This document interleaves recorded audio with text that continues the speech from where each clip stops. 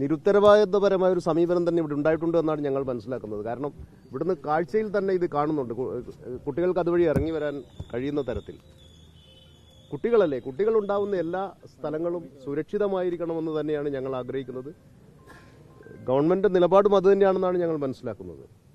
പക്ഷേ ഇങ്ങനെയൊരു സംവിധാനം ഇവിടെ ഇത്രയും കാലമായിട്ടുണ്ടായിട്ടും ബന്ധപ്പെട്ട അധികാരികൾ അത് ശ്രദ്ധിച്ചില്ല എന്നത് വീഴ്ചയായിട്ട് തന്നെ കമ്മീഷൻ കാണുകയാണ്. അതിൽ ഇലക്ട്രിസിറ്റി ബോർഡിൻ്റെ ഭാഗത്തുനിന്ന് ഉണ്ടായിട്ടുണ്ടാവാം, പഞ്ചായത്തിൻ്റെ ഭാഗത്തുനിന്ന് ഉണ്ടായിട്ടുണ്ടാവാം, വിദ്യാഭ്യാസ വകുപ്പിൻ്റെ ഭാഗത്തുനിന്ന് ഉണ്ടായിട്ടുണ്ടാവാം. ഇത് പരിഹരിക്കാൻ ഒരു അപകടം നടക്കേണ്ടി വന്നു എന്ന് പറയുന്നത്, ഒരു ദുരന്തം നടക്കേണ്ടി വന്നു എന്ന് പറയുന്നത് വളരെ കഷ്ടമാണ്.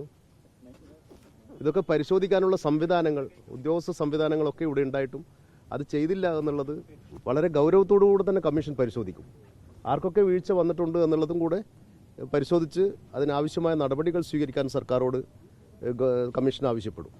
ഇത് ഒരു സ്കൂളിലെ മാത്രം അവസ്ഥയായിരിക്കില്ലല്ലോ, സംസ്ഥാനത്തെ പല സ്ഥലങ്ങളിലും സമാനമായ ഒരു സാഹചര്യം കാണില്ലേ? അപ്പോൾ അങ്ങനെ ഒരു വ്യാപകമായ ഒരു പരിശോധന കാണുമോ ഇതിന്റെ പശ്ചാത്തലത്തിൽ?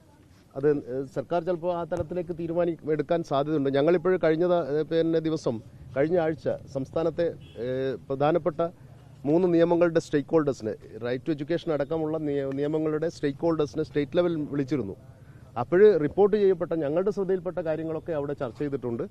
അതോടൊപ്പം തന്നെ ജില്ലാതലത്തിൽ മുഴുവൻ ജില്ലകളിലും മീറ്റിംഗ് നടത്തിയിട്ടാണ് സ്റ്റേറ്റ് ലെവൽ സ്റ്റേക്ക് ഹോൾഡേഴ്സിനെ ഞങ്ങൾ വിളിച്ചത്.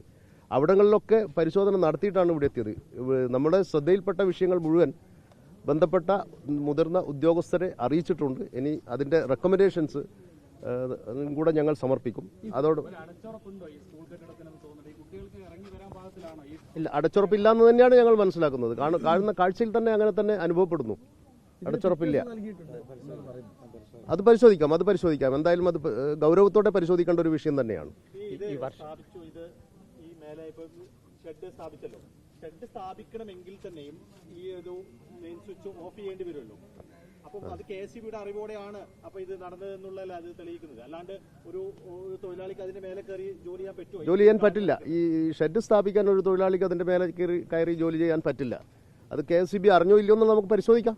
എന്തായാലും ഞങ്ങൾ അത് ഗൗരവത്തോടു കൂടെ തന്നെ അത് പരിശോധിക്കും.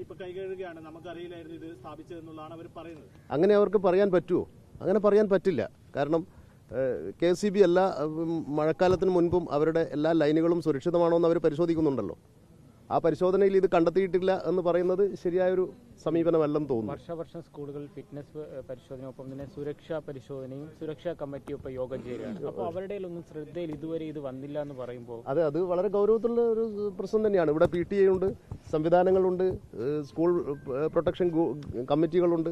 ഇതൊക്കെ ഉണ്ടായിട്ടും ഈ കാര്യങ്ങളൊന്നും പരിശോധിച്ചില്ല എന്ന് പറയുന്നത് വളരെ ഗൗരവത്തോട് തന്നെയാണ് കമ്മീഷൻ കാണുന്നത്. കമ്മീഷൻ എന്താണ് റിപ്പോർട്ട്? നോക്കാം. ഞങ്ങൾ എല്ലാ പോലീസിനോടും എല്ലാ വിവിധ സംവിധാനങ്ങളോട് റിപ്പോർട്ട് ആവശ്യപ്പെട്ടിട്ടുണ്ട്. അത് കിട്ടിയതിന് ശേഷം ആവശ്യമായ നടപടിക്ക് സർക്കാരിലേക്ക് റെക്കമെൻഡേഷൻ നൽകും.